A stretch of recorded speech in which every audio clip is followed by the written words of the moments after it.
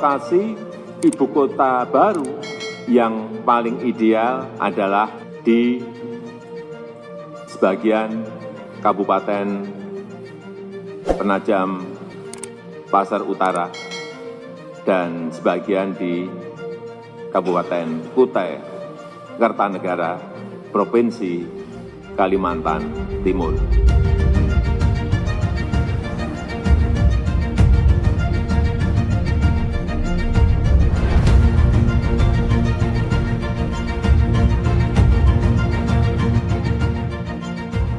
Hai, selamat datang di Oda Etam. Katanya, calon kuat ibu kota negara baru ada di sini. Kecamatan Samboja, Kabupaten Kutai Kartanegara, dan Kecamatan Sepaku, Kabupaten Penajam Pasir Utara. Sebagian besar wilayah ini masih berupa hutan, yakni hutan lindung dengan segala keanekaragaman hayatinya, ataupun hutan produksi dengan segala aktivitasnya. Wilayah ini hampir 3 kali lipat dari luas Jakarta. Meski wacana perpindahan ibu kota telah ada sejak lama, namun sudah tepatkah pemilihan wilayahnya? Dan bagaimana dengan nasib Kalimantan yang dikenal sebagai paru-paru dunia?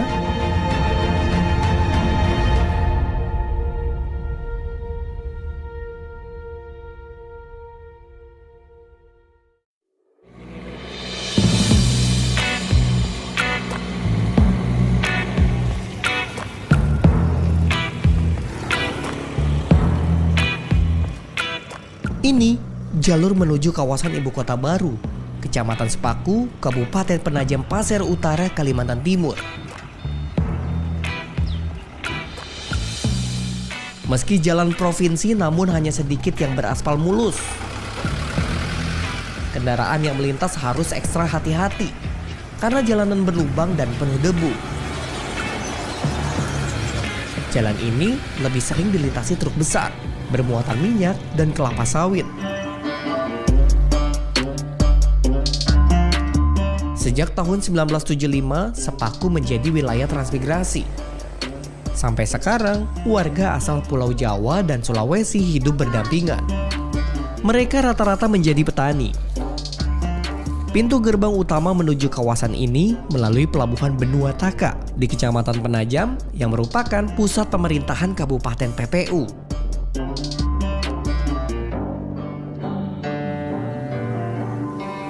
Berikutnya adalah Samboja yang berada di Kutai Kartanegara. Tak jauh berbeda dengan Sepaku, 75% jalan di wilayah ini belum beraspal. Samboja memiliki kelebihan dibanding Sepaku, yakni akses bandara yang lebih cepat. Jarak Samboja menuju Bandara Sepinggang Balikpapan hanya 42,5 km. Sementara jarak menuju Bandara Pranoto di Samarinda 101 km, namun dengan akses jalan yang lebih bagus. Daerah ini juga dilalui jalan tol Balikpapan Samarinda.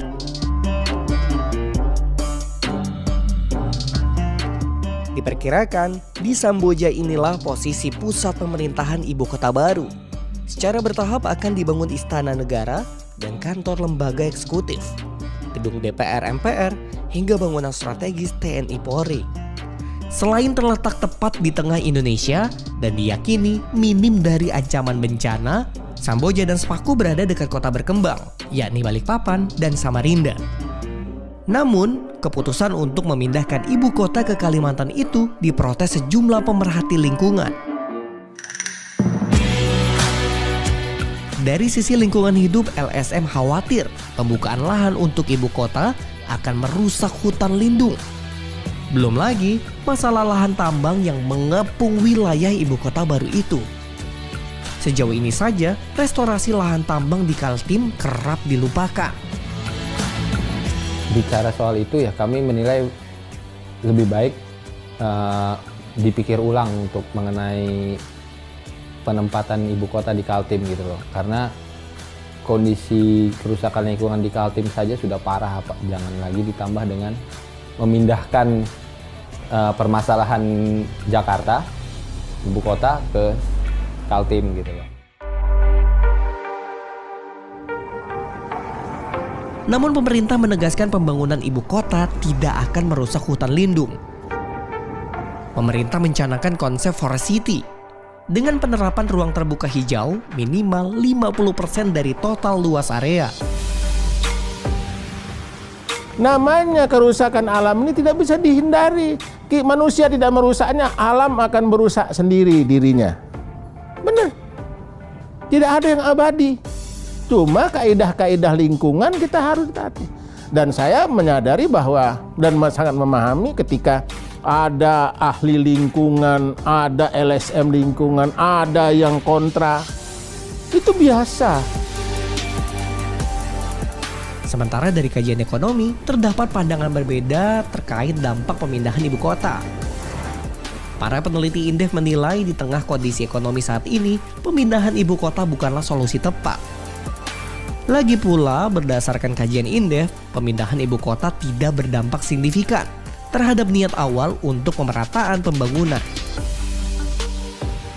Kalimantan Timur adalah provinsi yang keterkaitan antar sektornya maupun antar regionalnya plus antar pulaunya juga lemah, sehingga pemerataan itu terhadap wilayah-wilayah yang tidak hanya di dalam Borneo Island atau di Pulau Kalimantan, juga terhadap pulau-pulau di luar itu juga sangat lemah. Nah,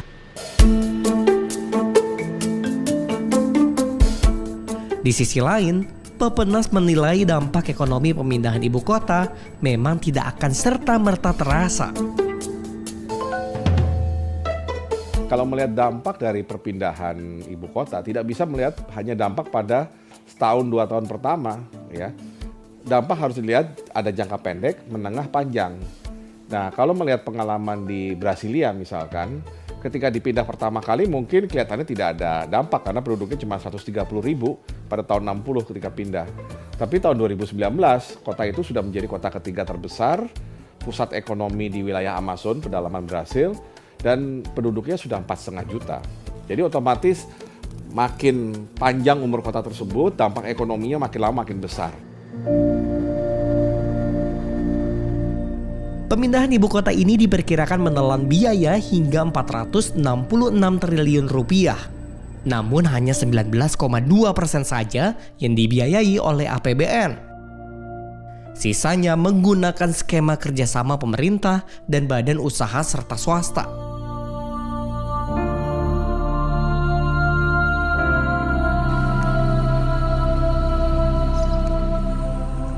Bagi warga pesisir Samboja, pemindahan ibu kota ke kampung halaman mereka tak hanya menjadi harapan perbaikan hidup, tapi juga menyimpan bayang-bayang ancaman. Mulai dari penggusuran hingga persoalan keamanan dan kriminalitas. Kayaknya nggak senang. Nggak senang lah banyak isu-isu begini. Apabila ada ibu kota kan ada pembongkaran. Kita ini yang orang kecil kan bisa digusur kah, di apakah. Ya tapi kayaknya kerusuhan di mana-mana deh. Kita kan lihat dari ibu kota. Nonton di TV kalau ada kerusuhan apa mesti di tempat istana kan. Namun, bagi sebagian warga lainnya, status ibu kota diharapkan bisa mengubah nasib mereka, terutama terkait akses pendidikan yang layak dan murah. Kalau saya sih bagus kalau pindah di sini. Kenapa tuh? Kenapa jadi bagus? Bagus karena anak-anak seperti ini nanti dia mau sekolah ini yang tinggi, siapa tahu dia bisa berjabat. Oh iya, pasti senang. Karenanya, pemerintah diminta untuk lebih detail mengkaji segala dampak yang mungkin timbul. Bukan hanya dalam 5 atau 10 tahun mendatang, namun puluhan tahun ke depan. Agar tak sekedar memindahkan kejamnya ibu kota ke lokasi baru.